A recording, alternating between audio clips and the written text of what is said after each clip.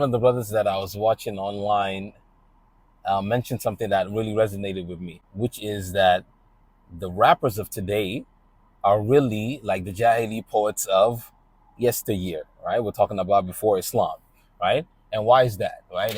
If you really think about it, the Jahili poets, I mean, they said a lot of foul things, right? But because it was so eloquent in the way they said it, right? People memorized it and it spread, right? It was like they would meet occasionally. You might have some beef with some people, right? And it might be just words. Somebody write a poem about how we destroyed so and so when we had a battle, for example, right? And that, because it's so poetic and so catchy, it spreads like wildfire throughout the people. People memorize it and say it, right? So that Kabila, that tribe that was going against them, so even if they didn't finish them on the battlefield, they finished in the sights of, in how people perceive them, right? And they would have those Sukh al as well, out in Saudi Arabia now, present day Saudi Arabia, where you would have this kind of, you would have the Khutab and all these other people that were very good with words,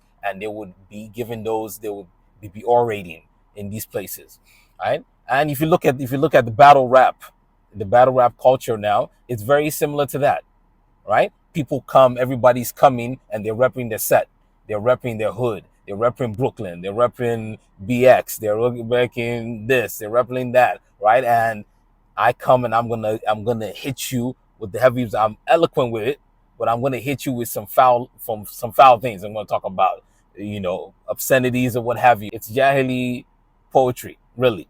I mean, nobody in their right mind can tell me that these guys are not being poetic. They're not being eloquent. They are, and that's why people are attracted to it.